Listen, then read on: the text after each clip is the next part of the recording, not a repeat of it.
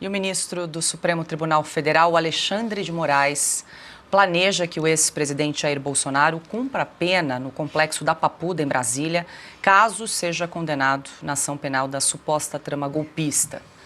O julgamento começa na próxima terça-feira e deve seguir até o dia 12 de setembro, na primeira turma.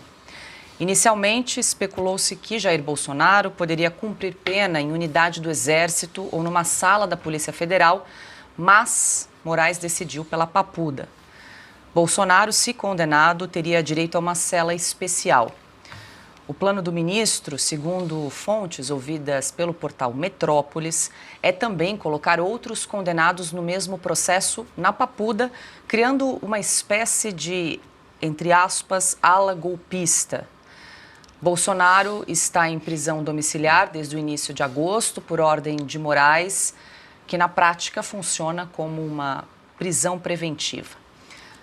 Aos 70 anos de idade, com problemas de saúde, com infecções pulmonares e gastrite, a hipótese da manutenção da prisão domiciliar também não está descartada, consta. Estamos aí às vésperas do julgamento, que deve começar na próxima terça-feira. Vale lembrar que ontem, inclusive, nós registramos aqui que o ministro Alexandre de Moraes estendeu o prazo para o PGR se manifestar a respeito ali do suposto descumprimento de medidas cautelares, risco de fuga. Isso ficou ali para a véspera do julgamento, provavelmente não vão se manifestar até a finalização das sessões, né, que deve ocorrer no próximo dia 12 de setembro. E tem algumas possibilidades na mesa, consta. Prisão definitiva, se vai para Papuda, se vai ficar em prisão domiciliar. Como é que você enxerga esse xadrez no momento?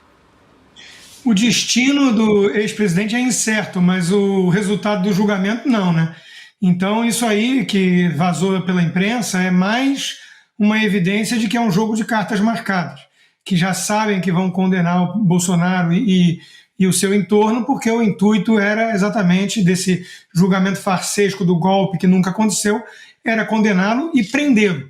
No fundo, é uma operação de vingança do Lula e do Alexandre de Moraes, que, por motivos óbvios no caso do Lula e por um ódio patológico no caso do Alexandre de Moraes, querem ver Bolsonaro atrás das grades e humilhado. O intuito é a humilhação do ex-presidente. Isso está muito claro, as cautelares já provam isso. Querem colocá-lo na Papuda para colocar a pecha de presidiário, de bandido, que teria um efeito retórico muito mais poderoso do que uma cela na Polícia Federal, como ficou o próprio Lula, diga-se de passagem, né, que pôde dar entrevistas, coisas que o Bolsonaro está impedido de fazer. Então, vão fazer tudo pior com o Bolsonaro, porque é um intuito de vingança e de humilhação, de destruição de um ícone da direita, do maior cabo eleitoral da direita, essa união nefasta representada por tucanopetistas que Lula e Alexandre de Moraes, repito, encabeçam, né?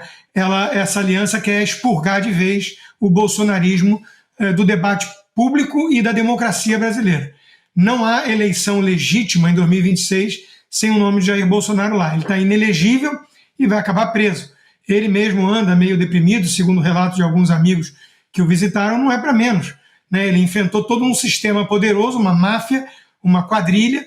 Essa quadrilha tem uma caneta poderosa na mão de Alexandre de Moraes, e ele está usando para isso mesmo, para alfinetar e machucar, humilhar de todas as formas possíveis Jair Bolsonaro. Então, de novo, um julgamento farsesco, só que não é mais o povo brasileiro só que está de olho. É o governo americano de Donald Trump.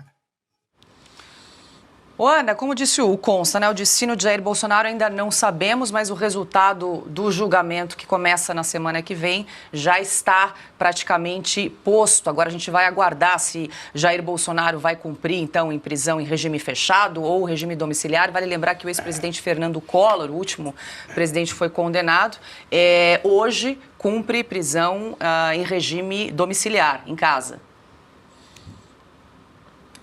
Paula, falta o Alexandre de Moraes, ele precisava, ele foi tão corajoso até aqui, né, cometendo tantas ilicitudes, inconstitucionalidades, ele foi tão imoral, tão baixo até aqui, por que não prende o Bolsonaro hoje? Hoje, porque a vontade dele é essa, é fazer com o presidente Bolsonaro o que ele fez com Daniel Silveira, o que ele fez com Felipe Martins, o que ele fez com Clériston da Cunha, a vontade dele, e com centenas de outros, a vontade dele é essa. E por que não faz isso?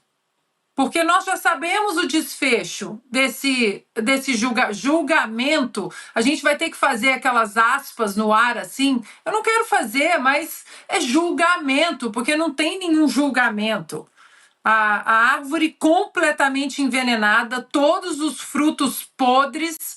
Não tem como você olhar para um julgamento desse e achar que é um julgamento imparcial, que é um julgamento isento. Ora, se ele é uma das vítimas, o Alexandre de Moraes, porque havia um plano que em algum momento o Bolsonaro deu o aval ou sabia do plano para matar todo mundo, inclusive Alexandre de Moraes, e agora essa pessoa vai julgar. Ou seja, já está tudo escrito. O que não é aceitável, no entanto, Paula, é a normalização da barbárie.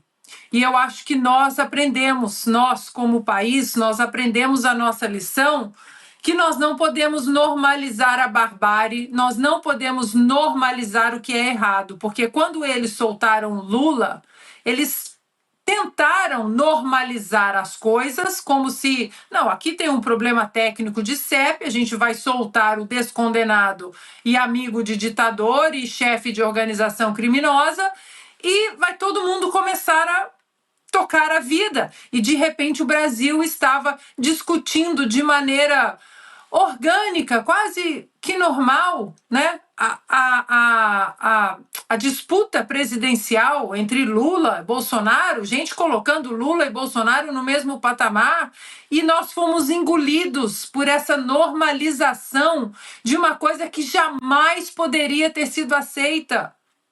E espero que agora as pessoas que erraram lá atrás não errem de novo, porque o caminho do Brasil agora, diante de tudo que nós estamos vendo, como Augusto disse, já estamos chegando perto da Venezuela, no caminho jurídico, agora estamos chegando perto da Colômbia.